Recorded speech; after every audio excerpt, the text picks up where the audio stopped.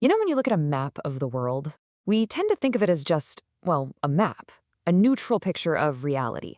But every single map has a map maker, and that map maker decides what to show you, what to emphasize, and what to leave out completely.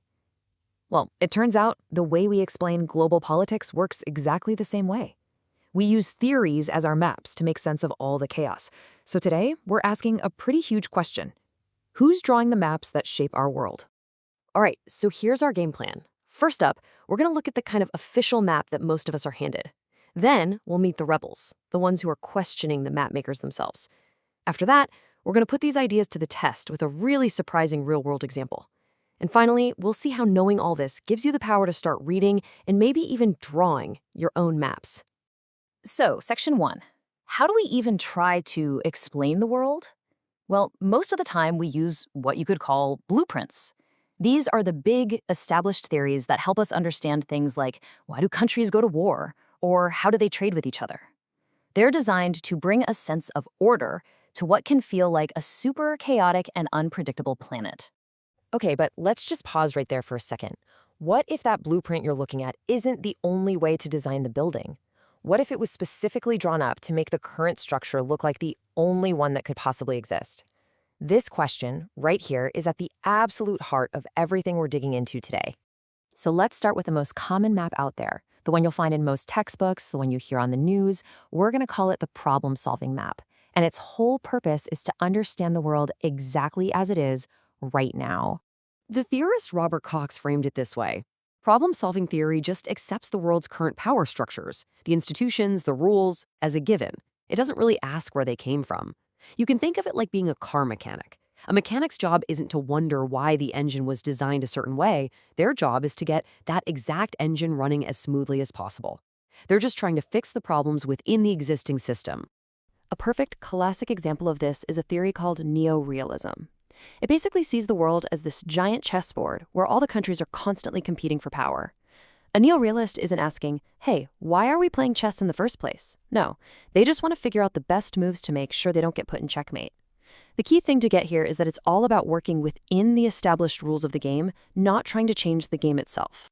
And this is where we see the two major approaches go their separate ways. It's a huge split. The problem solvers, they're on one side, asking, okay, how can we fix this? How can we make this work better?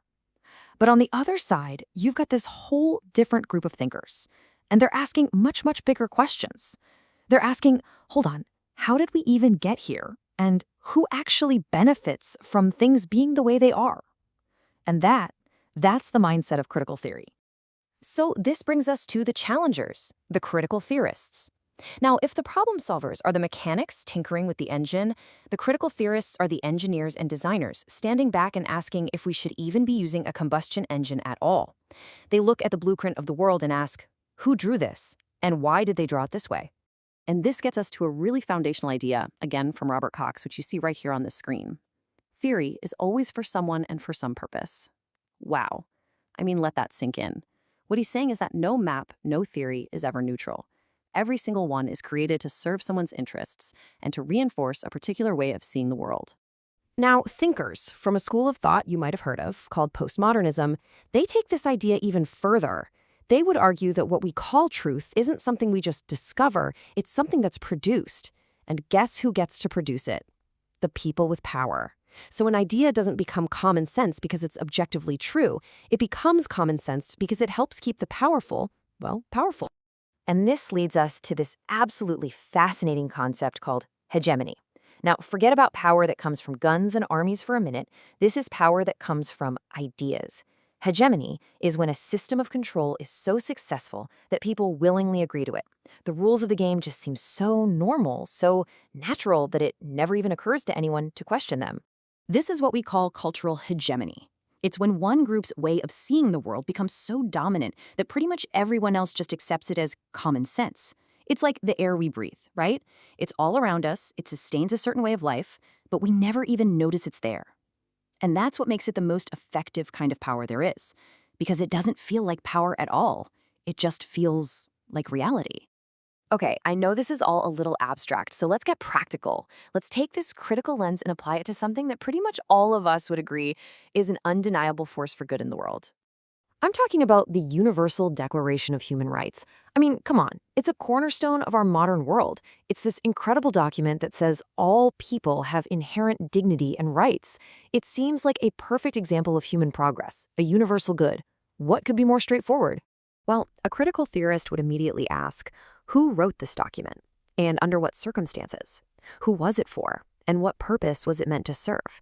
And suddenly, this universal document starts to look, well, a little more specific. And this just perfectly illustrates the critical argument. As many scholars have pointed out, the Universal Declaration of Human Rights was largely a direct response to the horrors of the Holocaust, a tragedy that happened inside Europe.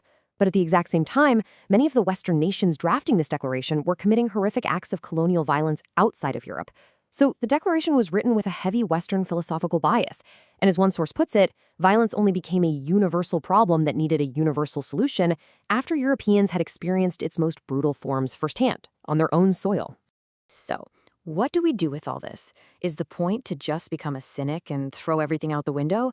Absolutely not. The real goal here is to become a more conscious, more critical consumer of information, to develop your own toolkit for navigating this very, very complex world. And let me be super clear here. A critical approach doesn't mean we should reject the idea of human rights. Not at all. It means we should understand their history, their context, their limitations. It means we have to be brave enough to ask the tough questions, like the ones you see right here. This isn't about tearing things down. It's about building a much more complete, much more honest picture of how the world really works. So, here it is, your personal toolkit. 3 simple steps you can use anytime you hear a big explanation about the world. Step 1, uncover the assumptions. Just ask yourself, what is this story just taking for granted? Step 2, ask who benefits. Who wins if I believe this is the way things are? And step 3, imagine alternatives. What other ways could we look at this? Whose story isn't being told here?